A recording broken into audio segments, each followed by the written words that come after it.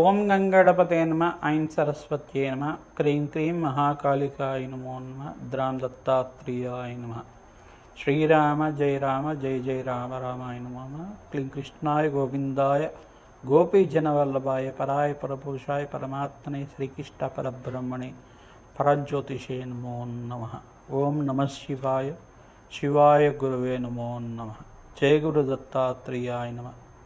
ఓం నమో భగవతే మేధా దక్షిణామూర్తే మహ్యం మేధాం ప్రజ్ఞాం ప్రయచ్చ స్వాహ. యూట్యూబ్ ప్రేక్షకులందరూ కూడా నమస్కారం అండి. జయ గురు దత్తాత్రేయాయ నమః. నేను పాలపర్తి గురునాథ శర్మ, జ్యోతిషం వాస్తు సిద్ధాంతిని. మీకంతా కూడా గోచారరీత్యా గ్రహాల యొక్క స్థితిగతి, కలయిక, వాటి ప్రభావం అంతా కూడా గ్రహాలంతా కూడా మానవాళి మీద ఈ యొక్క గ్రహాల యొక్క సంచారం మేరకు ఎటువంటి ప్రభావం చూపిస్తున్నాయనేది విశ్లేషణ చేయడం జరుగుతుంది. ప్రధానంగా నవగ్రహాలు అనేవి ప్రధానంగా చూసుకుంటే ఖగోళ శాస్త్రంలో అత్యంత ప్రాముఖ్యత అనేది చెందుతుంది. నవగ్రహాల యొక్క స్థితిగతి, వాటి కలయిక, యుతి వల్ల గ్రహాల యొక్క సంచారం మేరకు గోచార చక్రంలో అంతా కూడా మార్పులు జరగడం వల్ల ఈ యొక్క వివిధ ఫలితాలు అనేది రావడం జరుగుతుంది. మేషాది ద్వాదశ రాశుల వాళ్ళకి విశేషంగా చూసుకుంటే ఈ యొక్క 2026 సంవత్సరంలో భాగంగా రాహుకేతు యొక్క సంచారం ఏ రకంగా ఉంటుంది. ప్రధానంగా రాహుకేతులంతా కూడా చూసుకుంటే ఈ యొక్క ఏప్రిల్ నుంచి వక్రగతిలో సంచారం చేస్తున్నారన్నమాట. ఏప్రిల్ 14వ తారీఖు నుంచి వక్రగతి సంచారం జరుగుతుంది. రాహుకేతులు అనేది ప్రధానంగా చూసుకుంటే ఛాయాగ్రహాలంతా కూడా ఎటువంటి ప్రభావం చూపిస్తున్నాయనేది విశ్లేషణ చేసుకుంటే కనుక ప్రధానంగా మాయని క్రియేట్ చేస్తూ ఉంటాయన్నమాట. ఒక మాయలాగా ఉంటుంది. జీవితంలో మీకంతా కూడా అదృష్టయోగం సిద్ధిస్తుంది అనేది చెప్పేసి ఉంటుంది. కానీ ఇక్కడ శ్రమ అధికంగా ఉంటుంది. ప్రధానంగా చూసుకుంటే ఆ శ్రమతో కూడిన సంపాదన పెరగడం, అదృష్టం కలిసి రావడం కానీ, ధనయోగం సిద్ధించడం కానీ, మీ యొక్క ఆకస్మిక ధన వ్యయాన్ని కూడా సూచనప్రాయంగా చెప్పడం జరుగుతుంది. రాహుకేతులు అనేది ఒక భ్రాంతిని కలిగించే గ్రహాలు, ఒక ఛాయాగ్రహాలు అన్నమాట. ఈ యొక్క వివిధ స్థానాల్లో గ్రహాల యొక్క స్థితిగతి ఉంటే జన్మజాతకం ప్రకారంగా గ్రహాలంతా కూడా రాహుకేతుల యొక్క స్థితిగతిని ఆధారపడి ఉంటాయన్నమాట. ఈ యొక్క రాహుకేతులు ఏ యొక్క రాశిలో ఉంటాయో ఆ యొక్క రాశ్యాధిపతి యొక్క అనుగ్రహం మేరకంతా కూడా నడుచుకోవడం జరుగుతుంది. ప్రధానంగా మేషరాశిలో రాహు ఉంటే కనుక ఈ యొక్క అంగారకుడు ఏ రకంగా ప్రవర్తిస్తారో రాహు కూడా అదే రకంగా ఫలితాలు ఇవ్వడం జరుగుతుంది. ప్రధానంగా రాహుకేతువులు అనేది ఆకస్మిక ధనలాభాన్ని, విదేశీయానాన్ని, మరియు ఇక్కడ చూసుకుంటే సముద్ర ప్రాంతంలో అంతా కూడా ఈ యొక్క స్థిర నివాసం ఉండే విధంగా ఇచ్చే గ్రహాలుగా, అంటే తీర ప్రాంతాల్లో ప్రధానంగా సముద్ర తీర ప్రాంతాల్లో అంతా కూడా నివాసం ఇచ్చే విధంగా, ఎడారి ప్రాంతాల్లో అంటే చూసుకుంటే మనకి దూర ప్రాంతాల్లో అంతా కూడా మిడిల్ ఈస్ట్ కంట్రీస్లో కానీ, ఈజిప్ట్ కంట్రీస్లో కానీ, ఇటువంటి ఎడారి ప్రాంతాల్లో అంతా కూడా స్థిర నివాసం ఏర్పరచుకొని ఇటువంటి మిడిల్ ఈస్ట్ కంట్రీస్లో కానీ ఈ యొక్క ఆధారపడి జీవన విధానం చేసుకునే వాళ్ళకంతా కూడా రాహుకేతులు కారణమవుతారు. ప్రధానంగా చూసుకుంటే విదేశాల్లో స్థిరత్వం కావాలన్నా రాహుకేతుల అనుగ్రహం కావాలి. దాంతో పాటుగా దశమాధిపతి, ద్వితీయాధిపతి, పంచమాధిపతి, నవమాధిపతి, ఏకాదశ స్థానంలో శుభగ్రహాలు ఉండాలి. ఇటువంటి ఫలితాలంతా కూడా రాహుకేతుల ఫలితాలంతా కూడా ఆకస్మిక ధనలాభం ఏ రకంగా ఇవ్వబోతున్నాయి. అంతేకాకుండా ఈ యొక్క ఆకస్మిక ధనలాభమే కాకుండా రాహుకేతులు కూడా ఈ యొక్క విపరీత రాజ్యయోగాలు ఇచ్చే గ్రహంగా మారబోతున్నాయి. ప్రధానంగా ఇక్కడ చూసుకుంటే రాహుకేతులంతా కూడా రాజయోగ కారణం, మరియు ఇక్కడ భ్రాంతిని కలిగించే గ్రహంగా చెప్పడం జరుగుతుంది, భ్రమణ కలిగించే గ్రహంగా చెప్పడం జరుగుతుంది, రాజయోగం ఇచ్చే గ్రహంగా చెప్పడం జరుగుతుంది. మనకి మానవాళికంతా కూడా పూర్వజన్మలో చేసుకున్న కర్మ ఫలితాన్ని అనుభవించే విధంగా చేసే గ్రహంగా చెప్పడం జరుగుతుంది. ఈ యొక్క వివిధ గ్రహాల యొక్క స్థితిగతి ప్రభావం అంతా కూడా రాహుకేతుల యొక్క సంచారం మేరకు ఎటువంటి ప్రభావం చూపిస్తున్నాయి మేషాది ద్వాదశ రాశుల వాళ్ళకి ఈ యొక్క కంటెంట్లో అంతా కూడా విశ్లేషణ చేయడం జరుగుతుంది. ప్రతినిత్యం కూడా మీరు అమ్మవారి ఆరాధన దేవి ఖడ్గమాల స్తోత్రాన్ని ప్రతినిత్యం కూడా ప్రయత్నం చేసుకోవడం వల్ల శుక్రవారం రోజున ఈ యొక్క రాహుకాలంలో అంతా కూడా నిమ్మకాయ దీపాన్ని అంతా కూడా వెలిగించి అక్కడ ఖడ్గమాల స్తోత్రాన్ని పఠనం చేసుకోవడం వల్ల రాహుకాల దోషాలంతా కూడా నివారణ జరుగుతుంది. ప్రధానంగా జన్మజాతకంలో గనక కాలసర్ప దోషం కానీ ఉంటే గనక ఈ యొక్క రాహుకేతుల యొక్క స్తంభంలో అన్ని గ్రహాలు ఉంటాయి కనుక దాన్ని కాలసర్ప దోషం అని చెప్పేసి అంటారు. ప్రధానంగా ఈ యొక్క కులింగ కాలసర్ప దోషము, తర్వాత కాళింది కాల దోషము, పద్మకాల సర్పదోషం చాలా విశేషమైంది అని చెప్పేసి చెప్పడం జరుగుతుంది.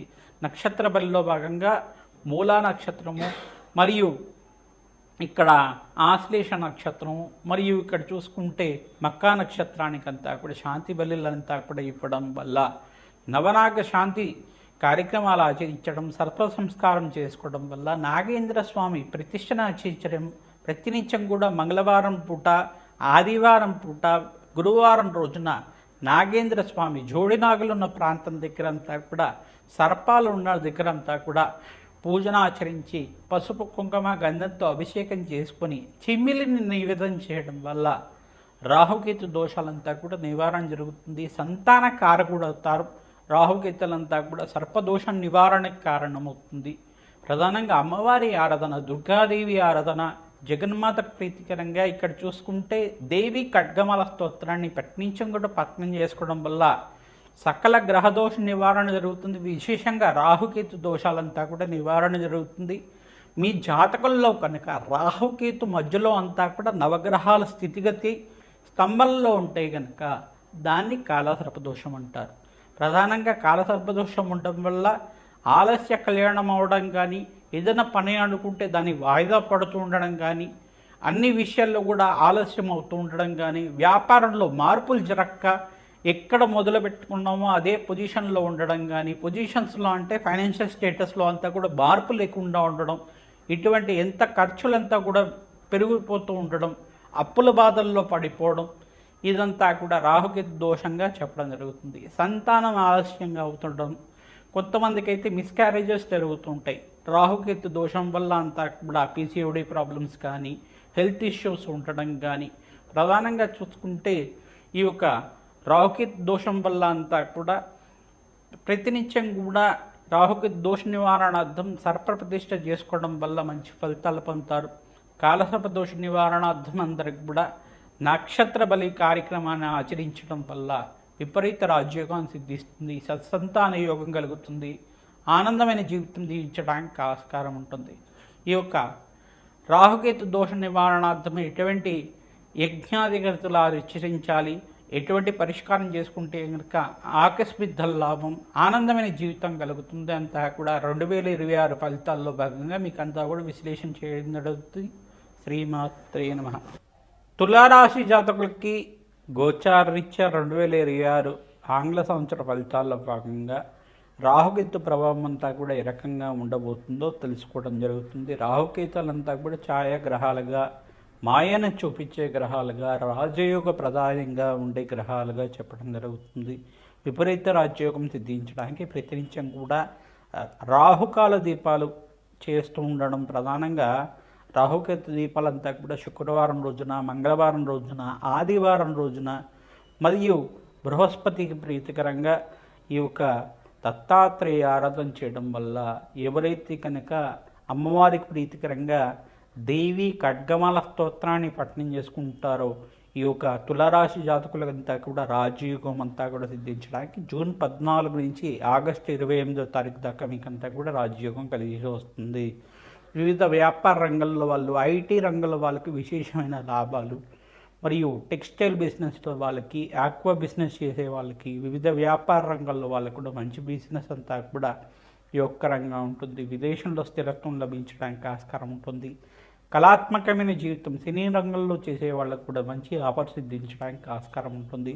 ఆగస్టు 18వ తారీఖు నుంచి నవంబర్ 24వ తారీఖు దాకా మీకు అంతా కూడా రాజయోగం సిద్ధించడానికి ఆస్కారం ఉంటుంది. ప్రధానంగా ఇక్కడ గ్రహస్థితి అంతా కూడా మెరుగ్గా ఉండడానికి నవగ్రహాలకు అభిషేకము, ఈ యొక్క రాహుకి, బృహస్పతికి, శుక్రుడికి, అంగారకుడికి, ప్రధానంగా శనీశ్వరుడికి అంతా కూడా జపహోమాది కార్యక్రమాలు ఆచరించుకోవడం వల్ల మంచి ఫలితాలు పొందుతూ ఉంటారు. రాహుకాల దీపాలు మంచిగా శుక్రవారం రోజున ప్రతినిత్యం కూడా చేసుకుని దేవీ ఖడ్గమాల స్తోత్రాన్ని పఠనం చేసుకోవడం, ఈ యొక్క సువాసిని అర్చన విధానం చేసుకోవడం వల్ల మంచి ఫలితాలు పొందడానికి ఆస్కారం ఉంటుంది. గోమాత సేవ విశేషంగా ఆచరించాలి.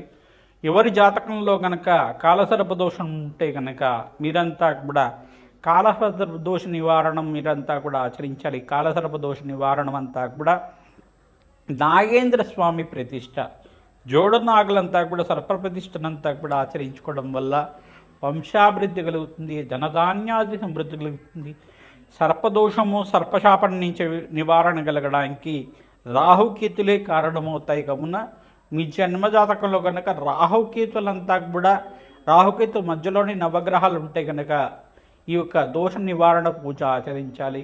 తద్వారా మీకు ఎవరికైతే కనుక శీఘ్ర సంతాన యోగం కోసం ప్రయత్నం చేస్తున్నారో ఈ పరిష్కారం అంతా కూడా చెప్పడం జరుగుతుంది.